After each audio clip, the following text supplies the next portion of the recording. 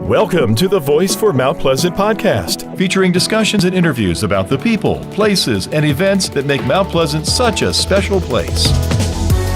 Hello, this is Roger Gaither, your host for the Voice for Mount Pleasant podcast. In today's podcast, the publisher of Mount Pleasant Magazine, Bill Mascio, chats with Nancy Mace, candidate for the U.S. House of Representatives to represent South Carolina District 1. And now, here's Bill and Nancy.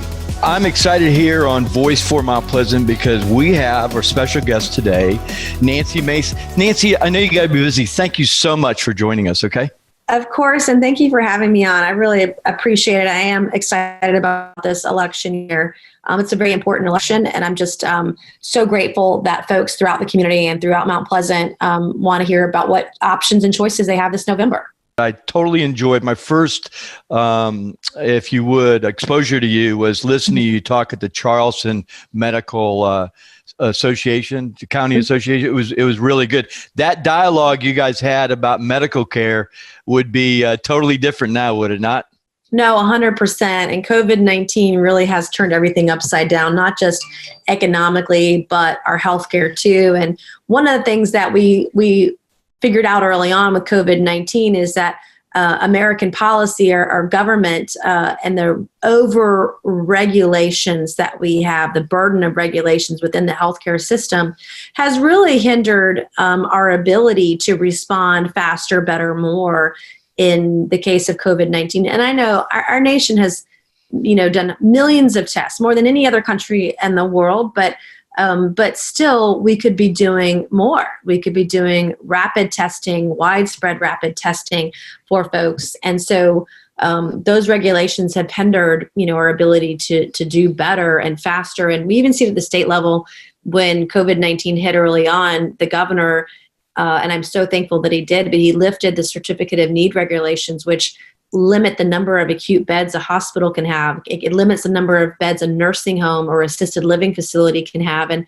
when you're going through something like this, those regulations should not be on the books. And so I've been pushing for a long time for regulations to be lifted in the healthcare space. And that's why you were at the challenge. Because I'm leading the repeal of certificate of need at the state level. But the other thing we learned during COVID-19, which affects our healthcare and more importantly, our supply chain as well, is that 85% of our active ingredients of pharmaceuticals are made in China. And, yes. That is a threat to our nation. And so we have got to, and the reason those things are made in China is not because the labor is so cheap over there. It's because the cost of regulations in this country makes it cost prohibitive to make those products here. And so we've got to do better. For every regulation we create, we should be rolling back too. I want the people to get to know you, if you don't mind. Yeah. Tell me about your kids. Tell me how old they are. And to me, what I wanted to know is in those moments like that you're unexpected, how as a parent that our kids say things in most unexpected times. Yeah. Tell me a little bit about your kids, and then also tell me what maybe some of those comments they made about mom. Yeah. Well, I have two children. I'm a single mom. I'm a single working mom. And my oldest is 13. I have both a son and a daughter. And my daughter is 11. My son is headed into 8th grade and really could care less about politics. I mean, he cares about Fortnite and whether or not he's going to get to go back to school and see his friends. That's really all he cares about right now. And then my daughter, Ellie, who's 11, she's a political junkie, like many of us in the community. And she'll sometimes, like this summer, she spent time in the campaign office, stuffing envelopes, licking stamps, writing thank you notes in cursive because she knows how to write cursive. And Nancy, this isn't something you asked her to do. This is something she wanted to do. Oh my right? gosh. No, I don't put it on them. I mean, occasionally I have to drag them out, on my volition, not theirs, but it's something that she really loves to do. She loves to work and she loves to go knock on doors with me and campaign. And so, even when we had events pre-COVID, she'd show up with her little iPhone and start recording. I mean, it was just like the funniest. I was like, are you tracking me? Like, what's going on here? And, she really gets into it because she's still young enough that it's interesting to her. If she were in 7th or 8th grade, she probably could care less. But they're very supportive. Nancy, it may be her passion. You don't know. Maybe. No? I mean, maybe I'll be running her campaign one day, which would be exciting there you go. too. But no, they're both really good kids, and they're very supportive, and they understand how hard I work, and they know why I'm doing this. Like they know so you're formulating in their mind a good work ethic. Good work ethic, a hard work ethic. And I've made a lot of mistakes in my life, and my life has been a series of second chances. And so any opportunity I have to show them what leadership looks like, what helping our community looks like, what hard work looks like, because you don't have to be the smartest person in the room, but you do have to be the hardest working in order to be successful in anything. So those are the values that I'm trying to teach my kids, and I'm raising them in the same place that I was raised, because I grew up here. I live on Daniel Island now, but I grew up in Goose Creek. And when I dropped out of high school, I dropped out when I was 17, and I had no intentions of going back. And my dad at the time, he's a retired general. My mom was a school teacher at my school. And they said, if you're going to live under our roof, you live under our rules. And the rule was that I had to work. And one of my first jobs was at the local Waffle House on exit 203 on College Park Road in Ladson. So everybody, I'm sure, asked you about the Citadel and all the other achievements you've had. I want to know, what was your takeaway from the Waffle House experience, and how long did you work there? I don't remember the length of time, if it was a couple of months or several months. I don't remember the exact time frame that I worked there, but I learned a lot of valuable lessons at a very critical point in my life, a very, I would say, vulnerable time in my life. And one was work, how to work, because the folks that work at Waffle House work very, very hard, and they have a very strong work ethic. And the employees get compensated well. If you work hard, you're going to make good tips and good money and be rewarded by corporate for that work. But one of the cool things about Waffle House is everyone has a Waffle House story. So everybody visits Waffle House at some point in their lifetime, and you would just meet the neatest people. And a lot of them were blue collar, hardworking, getting off the night shift or getting off their shift after being at the police station and working. I mean, listening to America, really the heartbeat of America, those people that are working those long shifts and they just want a cup of coffee when they get off, and listening to their stories and the kind of work that they do, and then meeting their wives when they'd come in to join them when they got off their shift, and just meeting people in the community. What's your takeaway from your relationship with your mom? My mom was a teacher, so I can relate to that. So what did she contribute to who you are today? My mom is super smart, and she works hard like my dad. I kind of have the attitude of my father, but the brain of my mother sometimes. I'm kind of like, I'm one of each of them, but she's very astute, and I can have debates with her on any subject, and she just knows so much. And she's also my best friend who has that's wonderful. Yeah, she's been through some tough times with me, especially growing up when I had certain setbacks and challenges. She was always there, even though I was sometimes making the wrong decision. She was there to make sure I came back and could learn from that decision or learn from that mistake and move forward with my life. And she's always had a great, love for me and wanted to make sure that I had what I needed to be successful. I mean, she's a remarkable human being. I think through our challenges, we gain strength. So I commend 100%. You for recognizing that. I mean, a lot of people don't like to say they've had difficult times or challenges, but that's what makes us who we are. I asked you early on if you had a dog, and I know you don't have a dog, but tell us about your cats. Yeah, I have 2 cats. So a couple years ago, I took both children to the SPCA to adopt 2 cats, and they each got to pick out one. And my son, who's cool, calm, and collected, picked out a cat and named him Tyler. And he's just the quietest, calmest kitty and doesn't make it out in public very often. But then Tiger is our wild cat. He likes to go, he's our indoor-outdoor cat. And he's definitely, his personality is reflective of my youngest child, who's a lot like me. She's hell on wheels, and so's that cat. And so Tiger was just sitting on my lap, but he likes to bring mice home. And I guess he's trying to teach me how to hunt. I'm not really sure why he does that, but he does it too often. We would talk briefly how hard campaigning is. So I believe people reach their greatest heights because of their passion. what is, I'm not talking about issues. Okay. I'm talking about you internally. What is inside you that makes you want to go through all this? I love what I'm doing. Like, I love what I'm doing at the State House. And in fact, I got a call from a very dear friend of mine about 2 weeks before I announced my run for Congress to do this.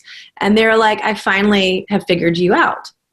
And they said, this gives you purpose. What you're doing right now, it gives you purpose. It gives you drive. And they said, you know what? You're very good at it. And I am so passionate about my community. I grew up here. I'm from here. I'm raising my kids here. I work here. I love everything I'm doing in the State House, and I want to do more for more people. And it's not just about the legislation. That's only the half of it. It's not just about the policy. That's only part of it. But it's really about your constituents and what you can do for them. And for example, that could be everything from, like, I got a call a week ago from a grandmother taking care of a special needs child, and their trash wasn't getting picked up and diapers were piling up and she needed a second trash can. And I worked with the county to get her a second trash can within 24 hours. And it just had so much meaning that I could just pick up the phone and be helpful.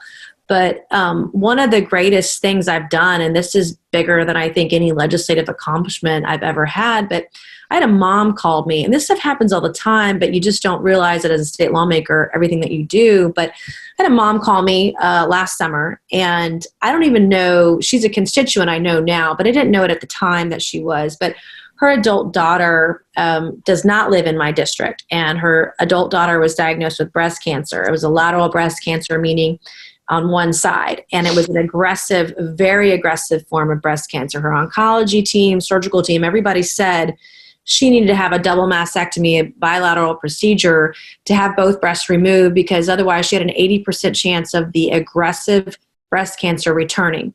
But the insurance provider wasn't going to cover the procedure because she hadn't had a genetic test, the BRCA test, previous to her cancer diagnosis. Now I'm a woman, I'm 42 years old.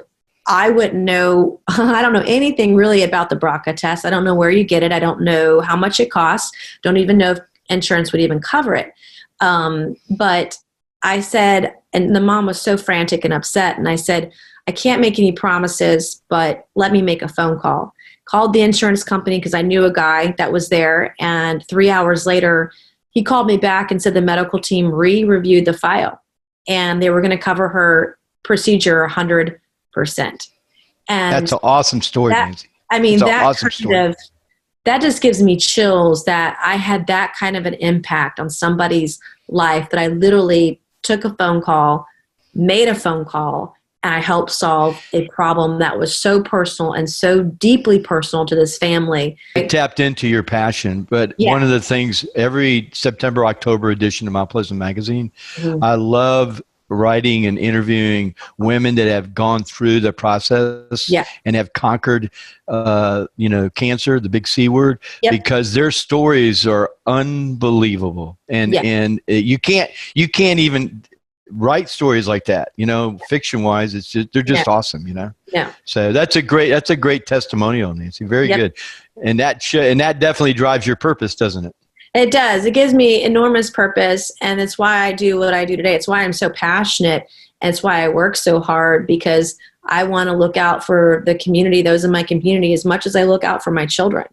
And I feel like right now, I never would have said this 6 months ago. I wouldn't have said this a year ago or 5 years ago. But, this year, I mean, this election really is going to determine our future for our children and our grandchildren. And it's just really important that people pay attention and figure out, what direction they really want to take.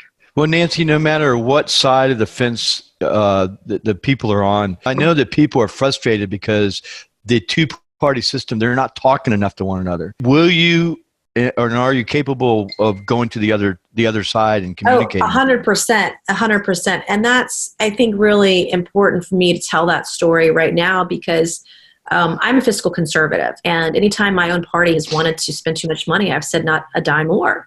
It's really important. But I have stood up against my own party. I'm known for that. I've made headlines doing that, especially when it means putting the needs of people in the low country first. And I've done things even that Democrats only talk about doing. As a Republican, I passed a prison reform bill, totally 100% bipartisan. Not a single Democrat or Republican voted against my bill as it came out of the House onto the governor's desk to be signed into law 3 months ago. I've done that, prison reform. And so I've reached across the aisle. I have effectively passed legislation, my own bill, not a bill that I say is mine, but it actually was mine, that I've worked on and done in such a bipartisan manner that is rare to see. And I believe truly that, the state level and the federal level is totally different, but we need really people with that mindset that when they go to DC, they're going to represent our interests, not theirs, and not theirs of their party leadership, but ours of the Low Country, because the Low Country has always had this super independent streak. And I believe that my body of work in the General Assembly is reflective of those issues. Nancy, do you think people change when they get to DC? I think anytime anybody gets elected, that they change. Something sort of happens. And it's almost like I see a lot of folks that when they do get elected, it's almost like a deer in headlights. And they can't say no to their leadership. And it's something that I've been consistently good at, saying no. I really believe in being honest with people, even when you disagree. And even when leadership has wanted me to vote for something and I've had to vote against it because it wasn't in the best interest of my district, I've always been very open to explain to people why I'm not with you. And they appreciate that honesty more than anything. And that's how somebody like me has been able to navigate the system and grow. I sit on judiciary in the State House of Representatives. It's one of the best committees you can be on, because 75% of the bills that go through to get a vote on the floor of the House go through judiciary. And you don't get that by, I got that by working hard and being honest with people. And I think that is something that is missing in politics today, because you have these folks that run for office and they say one thing, whether that's in DC or Columbia, and then they come home and they say something else. They're doing one thing and then saying something else. And it's very disingenuous. So even if we disagree, you're always going to know where I am on an issue, and you'll know why, because I just believe that honesty is important. I believe bipartisanship is important. There's so much gridlock. There's so much division. People are literally trying to tear our country apart right now, and we need to bring people together and unite. Absolutely. Bring the people together is really 100%. important. As I said earlier in the podcast, Mount Pleasant Magazine is a community magazine, and this podcast is too. So I called a friend of mine up earlier today. I said, hey, if you were having coffee or lunch with Nancy, what would you ask her? She said, ask Nancy, is she for offshore drilling? Because it's been reported by other people that you aren't. So can you elaborate on that a little bit? Are you for offshore drilling? No, I'm totally against offshore drilling. There's no ifs, ands, or buts. You're never going to catch me in a catch-22 where I say one thing or flip-flop. I've been against offshore drilling since the very first time I was elected. The first bill I ever filed as a state lawmaker was against offshore drilling. What year was that? January of 2018. It was like my 5th day in office. And the first rally I ever spoke at was against offshore drilling. I even stood shoulder to shoulder with Congressman Cunningham on December 12th of 2018 at an anti-seismic testing event. And I was the only Republican from the General Assembly there. And I've always been against it. I have almost 100% rating with the conservation voters of South Carolina.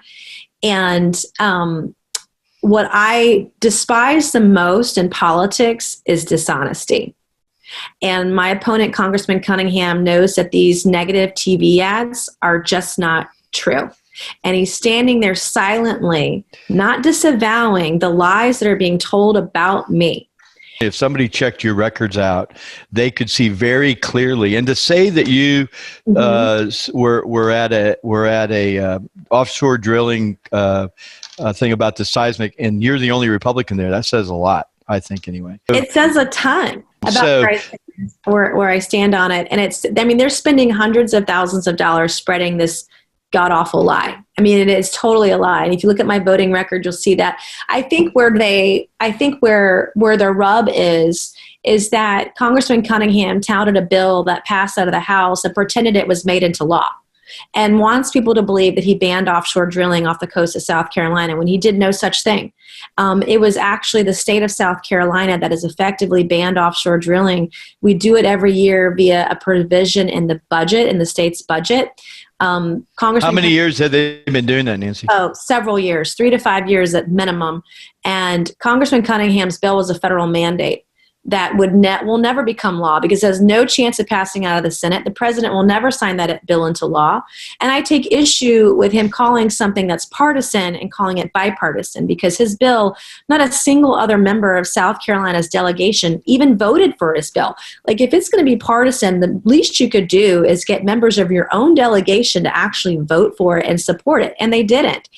And the other thing is, I've been advocating for years, and this is something that Congressman Sanford advocated, was allowing states to have the right to say that they don't want drilling off their coast. Because if you can do that, if you give states the rights, if you inject some level of federalism into the policy or into the discussion, you're going to get more Republicans on board than not. You're going to get a truly bipartisan bill that can pass both chambers of the House and be put on the president's desk to be signed into law. And I'm not about making headlines and making people feel good. I actually want to do something. And if you can't look at this issue in a bipartisan way and truly see the benefit of allowing states to have the rights to say what happens off their shores, then you don't get the issue. You don't understand the issue. You're not truly in it 100% to get anything to pass. It's for you just a shiny object that the press can write nice things about. In the latest Mount Pleasant magazine, we did an article on the 19th Amendment. So August is Sovereignty Month, as you know. Yeah. Tell me when you dig down inside your hearts of hearts, Mm-hmm. How do you feel about that? I mean, can you imagine fighting for that? I can't believe it's only been 100 years. I mean, really, Yes. that women had the right to vote. And I'll be doing a women's suffrage march next week, actually, in celebration of this. It's kind of crazy to me that it's only been 100 years that we've had the right to vote. But I also look at how far we've come as a country, and that as a woman, you literally can do just about anything if you put your mind to it and you just work hard to get there. And the other thing that is so, I think, mind-blowing for me as a woman is that South Carolina has never elected a Republican woman to Congress, ever. And we now have a real opportunity. We have a female candidate who has worked on these issues, whether it's jobs, the economy, business development, healthcare, infrastructure, offshore drilling. We have a qualified female candidate who happens to be fiscally conservative. And we have a real chance of doing that and making history this year, 100 years after women had the right to vote.